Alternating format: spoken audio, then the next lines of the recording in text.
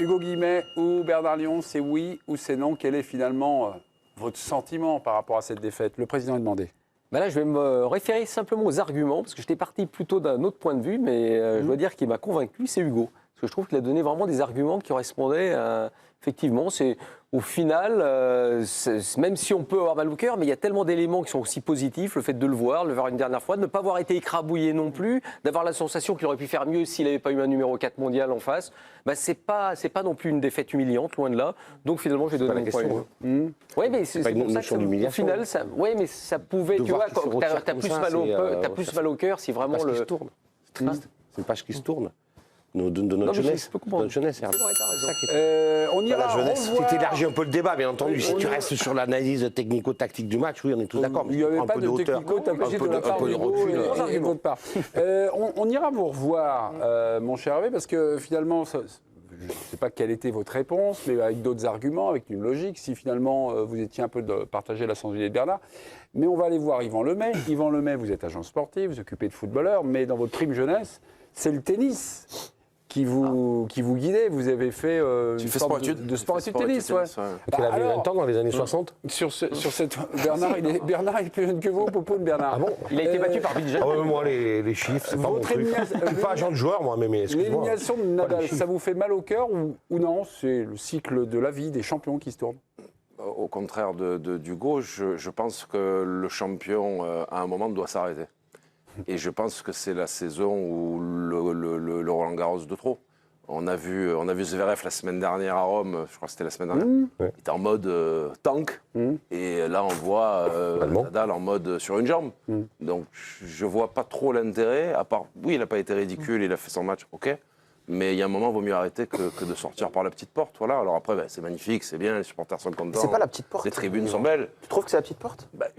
Avec tout ce qu'il a gagné, de la manière dont il se comporte sur le terrain, se présenter comme il se présente là, il ne peut rien lui arriver. Tu vois, il faut savoir offrir sa peau à ses adversaires quand on quitte le terrain. Demain, un joueur qui va jouer en Ligue des Champions, qui se présente en finale de Ligue des Champions, si tu peux comparer à Roland-Garros, qui se présente sur une jambe, je ne verrai pas l'intérêt non plus. Moi, je préfère voir Michel Platini partir comme il est parti à 32 ans au sommet sagouin, plutôt qu'à 35-36, remplacer. C'est pas pareil un sport collectif, les gars, parce que ça se voit moins. Là, je compare plus à un boxeur. Un boxeur, moi, j'aime pas. S'il fait 20 combats, 20 victoires et qu'il s'arrête, il me manque un truc. Okay. Benjamin, on est en train peut-être de faire le débat. Une légende doit-elle partir au top? Finalement, doit-elle partir ou doit-elle choisir sa sortie? C'est finalement le choix de Rafael Nadal. On écoutera Rafael Nadal dans quelques minutes en conf de presse. Mais pour vous, est-ce qu'elle se doit à son image, à son palmarès, à sa carrière, presque prisonnier de sa carrière? Hugo, dans sa réponse, dit non, en fait, il ne doit rien, il le doit juste à lui. Oui, mais c'est très compliqué d'aller critiquer le choix de Rafael Nadal qui n'a finalement pas eu de sortie comme il l'aurait voulu aussi avec Roland Garros. Ce rendez-vous était manqué l'année dernière et peut-être aussi il y avait cette frustration de ne pas avoir pu avoir cette dernière danse avec le public de Roland Garros, mais s'il n'a pas voulu l'acter définitivement aujourd'hui. Maintenant, effectivement, qu'il sorte contre Zverev, je préfère ça qu'il soit tombé contre un modeste qualifié au premier tour. J'ai vu un Rafael Nadal qui effectivement était assez combattant, beaucoup plus combatif et performant que sur les dernières sorties qu'il a pu avoir. On a quand même revu l'âme du guerrier qu'on aime tant sur le court central. On a tous cru à un moment donné qu'il allait retourner la situation au deuxième set. Vous y avez cru? Honnêtement, sur le deuxième set, je me suis dit il va commencer à le faire flancher. Il y a quand même eu 5-4 pour Nadal et il se fait débriquer à 5-5. Il est quand même pas loin d'aller embrayer sur le deuxième set. Et encore au début du troisième, il le break d'entrée aussi. En fait, il y a une belle gestion des temps faibles par Zverev qui, à chaque fois qu'il s'attanguait un peu, finalement, il a réussi à garder la tête sur les épaules pour aller embêter Nadal. On y croit toujours avec Rafael Nadal, de toute façon, quand il est sur le cours de Roland-Garros, il a perdu 3 fois à Roland. Donc sur le deuxième set, moi je me suis dit, ça y est, on a le Rafa, mais il a plus les jambes qu'il avait à une certaine époque, c'est évident, on le savait déjà avant qu'il arrive à Roland-Garros, l'exploit n'a pas eu lieu. Après, pour revenir à ce qu'on disait, oui, c'est toujours plus sympathique, et j'entends ce que tu dis, Bernard, quand une légende termine sur un acte héroïque, un exploit, un magnifique moment de sport. Mais en même temps, je comprends toute la frustration qu'il a pu avoir. L'année dernière, c'était une frustration pour le public et pour lui de ne pas être à Roland-Garros. On avait tous envie de voir Rafael Nadal sur ce court central. Mais c'est pas la question. Hein. Nadal, c'est peut-être justement ça fait des mal au raisons de cœur sa quand même. présence. Nadal ouvre sa boîte noire en conférence de presse après la rencontre. Je me suis prouvé que j'étais prêt. J'ai eu ma chance. J'ai servi pour le set dans la deuxième manche. J'ai eu un break d'avance dans le troisième. Ça ressemble si peu à Nadal. Je n'étais pas si loin, bien sûr. Je suis déçu d'avoir perdu, mais physiquement, je suis content d'avoir terminé en bonne santé. Vous savez, mon corps a une telle jungle pendant 2 ans. Je me réveille un jour où je trouve un serpent, première image, qui me mord. Un autre jour, c'est un tigre. Je me suis beaucoup battu. Mais la dynamique est positive depuis quelques semaines. Je me sentais donc prêt et je pense que si j'avais été amené à le faire, j'aurais pu rejouer demain.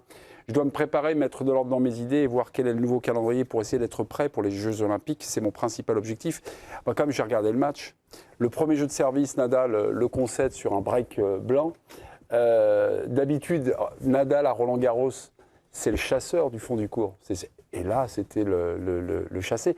C'est une drôle de sensation, quand même, enfin, là, en tant on parle que téléspectateur amoureux de tennis. On parle de Zverev, qui est déjà en feu en ce moment, et qui est vraiment un top. Bon, il est numéro 4, mais peut-être qu'il sera le vainqueur du tournoi. Ah, il a joué Zverev trop tôt. C'est la petite musique que j'ai entendue. Tweet de Benoît Paire. J'entends tout le monde. Rafa, c'est la fin. Ce qui est sûr, c'est qu'aujourd'hui, il met 3-7, 0 à 95% des joueurs du tableau. Ça, je ne suis pas sûr, hein, vu la saison sur terre battue.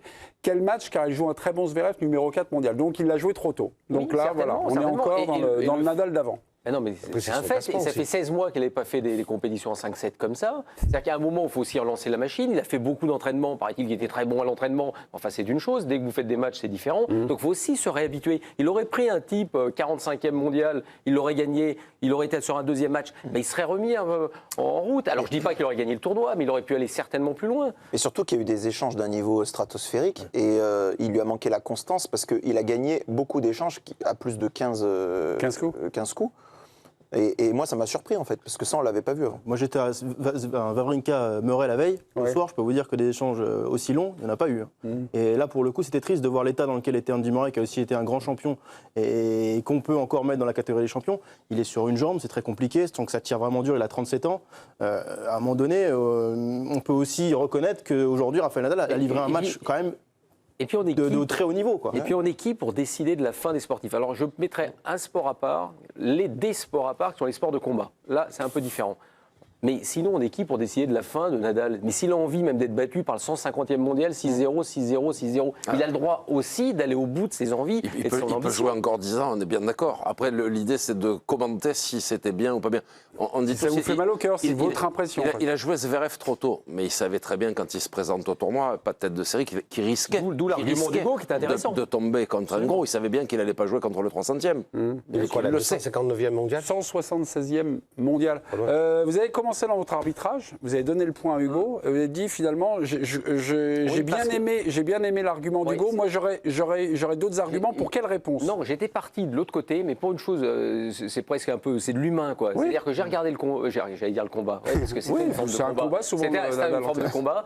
La fin, qu'on va le voir discuter, parler, on lui dit est-ce que tu veux bien dire 2 mots au public, on le voit, il va dire. Et là, j'ai eu un peu de tristesse parce que je me suis dit, on a la sensation que c'est le dernier moment, peut-être on va le voir, il y aura les Jeux Olympiques, mais ce sera différent, mais c'est peut-être son dernier Roland-Garros. Lui-même le dit, il dit c'est peut-être mon dernier Roland-Garros. Alors là, je veux dire, quand on aime le sport et qu'on aime le sport de très haut niveau, qu'on aime les champions, bah évidemment qu'à un moment ça vous fait quelque chose au cœur.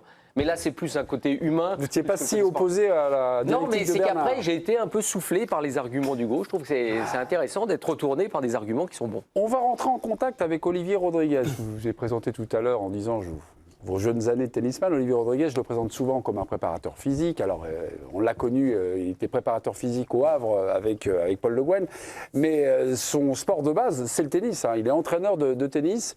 Je lui ai donné un petit message. Je lui ai dit, regarde le match, Olivier. Puis tu m'envoies un petit message. Regardez, c'est un peu un amoureux transi, mais un petit peu déçu, un petit peu dépité. Écoutez, Olivier, c'est extrêmement émouvant. Je suis encore sous le coup de la déception parce que je supporte Rafael Nadal depuis plus de 15 ans, mais je dois reconnaître que le meilleur a gagné aujourd'hui, et sur un match de très haut niveau. Un match que Nadal a certainement perdu avant même de le disputer d'ailleurs.